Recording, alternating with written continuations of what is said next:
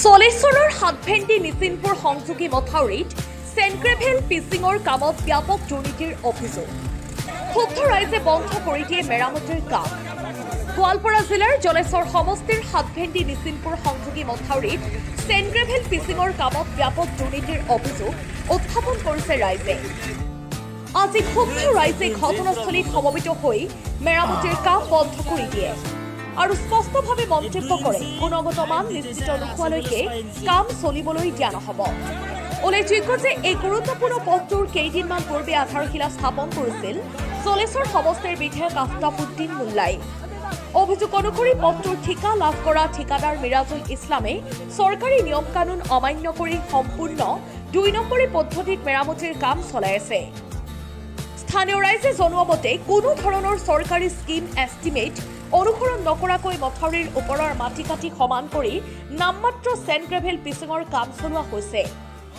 অতি শীঘ্ৰেই ৰাইজে বিভাগীয় অভিযন্তা আৰু সংশ্লিষ্ট চৰকাৰী কৰ্তৃপক্ষক বিষয়টো তদন্ত কৰি চৰকাৰী এষ্টিমেট অনুসৰি গুণগত মান বজাই ৰাখি পুনৰ মেৰামতিৰ ব্যৱস্থা গ্ৰহণ কৰাৰ দাবী জনাইছে। উন্নয়ন নামত ইয়াতে দুৰ্নীতি চলি আছে, এইটো 100% ইউনিভাৰ্চেল ট্ৰুথ হৈ আছে।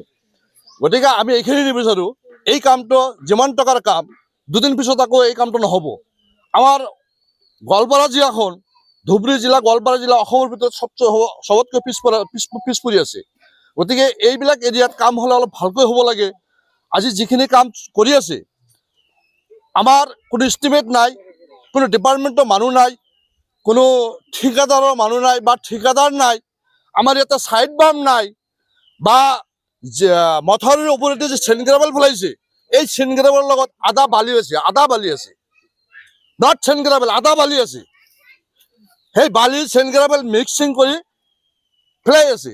গতিকে আমাৰ মথাউৰিৰ যিখিনি ওপৰেদি বালি পেলাইছে মথাউৰিৰ ওপৰত কোনো মাটি পেলোৱা নাই, মথাউৰিৰ ওপৰৰ মাটিখিনি JCB-তে সমান কৰি লৈছে। ছাইডত কোনো ছাইড বাম নাই। বাহিৰৰ পৰা মাটি আনি ছাইড বামখিনি বনাব লাগিছিল বা বাহিৰৰ পৰা মাটি আনি মথাউৰিৰ ওপৰেদি সমান কৰি লৈ তাৰপিছত চেনগ্ৰাভেল মাৰিব লাগিছিল। কামটো সিহঁতে একচুৱেলি চুৰি চামাৰি কৰি আছে, ৰাতি কৰি আছে। গতিকে যিমান টকাৰ কাম, মই একচুৱেলি কিমান টকাৰ কাম মই নাজানো, কিন্তু বিশেষ সূত্ৰ শুনা মতে 50-60 লাখ টকাৰ কাম সিহঁতে 2 ৰাতিতে সিহঁতে শেষ কৰিব খুজি আছে। গতিকে এইটোতো নহয়, এইটো উন্নয়নৰ নামত সিহঁতে জালিয়াতি কৰি আছে, উন্নয়নৰ নামত দুৰ্নীতি কৰি আছে। গতিকে ঠিকাদাৰ ডিপাৰ্টমেণ্ট মানে মই আজি নিজে মই শামিনুজ্জামান খান ইয়াৰে স্থায়ী বাসিন্দা। মই এই কামৰ কাৰণে খান মই ক'ব 10 বাৰ ফোন কৰিছোঁ, সিহঁতে ফোন ৰেছপন্স কৰা নাই। আমি জাষ্ট জনাম যে খান ভাই কি হ'ল, আপোনালোকে আহক বা আমাৰ কামখিনি অলপ ভালকৈ কৰিব লাগে। আমিতো কাম বন্ধ কৰাৰ পক্ষত নহয়, আমি কাম কৰাৰ পক্ষত, কিন্তু কামখিনি ভালকৈ হ'ব লাগে। কামৰ মাজত যিখিনি দুৰ্নীতি সোমাই আছে, যিখিনি ভ্ৰষ্টাচাৰ, যিখিনি মানে এইটো লম্পটগিৰি বুলি ক'ব লাগিব। যিজন ঠিকাদাৰে কাম কৰি আছে, ঠিকাদাৰে নাজানো কেনেকৈ ঠিকা কৰে মই নাজানো, কিন্তু আমি শুনা মতে এই ঠিকাদাৰজন কাৰ আওতাত, কাৰ সমৰ্থনত আজি এনেকুৱা কাম কৰি আছে এইখিনি আমি উলিয়াব লাগিব, ৰাইজে উলিয়াব লাগিব। গতিকে আমাৰ কাম ভাল হ'ব লাগে, এইখিনি আমাৰ কথা। ইয়াত কোনো প্ৰকাৰ চাইনবোৰ্ড আমি দেখা পোৱা নাই, ইয়াত কোনো প্ৰকাৰ উদ্বোধন হোৱা দেখা পোৱা নাই, ইয়াত কোনো প্ৰকাৰ বিভাগীয় বিষয়া এছৰ পৰা আৰম্ভ কৰি ঊৰ্ধ্বতম মহলৰ কোনো মানুহ নাই। কেইজনমান মানুহ আহি ঠিকাদাৰৰ নাম লৈ আমি নাজানো, তেওঁলোকে যোৱা ৰাতি 3-4 ডাম্পাৰমান মাল ৰাতি 12টা-1টাৰ ভিতৰত পেলাইছে আৰু ৰাতিপুৱা 3 বজাৰ পৰা কাম আৰম্ভ কৰি মথাউৰিৰ ওপৰেদি নীতি বহিৰ্ভূতভাৱে কোনো জোখ-মাখ নোহোৱাকৈ তেওঁলোকে কাম আৰম্ভ কৰিছে। 8-9 ঘণ্টাৰ ভিতৰত 1 কিলোমিটাৰ ঠাইত, আনুমানিক 1 কিলোমিটাৰ ঠাইত তেওঁলোকে চেনগ্ৰাভেল ছটিয়াইছে। দুখ আৰু পৰিতাপৰ বিষয়, চেনগ্ৰাভেল নামত যথেষ্ট সংখ্যক বালি আছে আৰু লক্ষণীয় বিষয় যে ডাঙৰ ডাঙৰ বল্ডাৰবিলাক তাত সোমাই দিছে।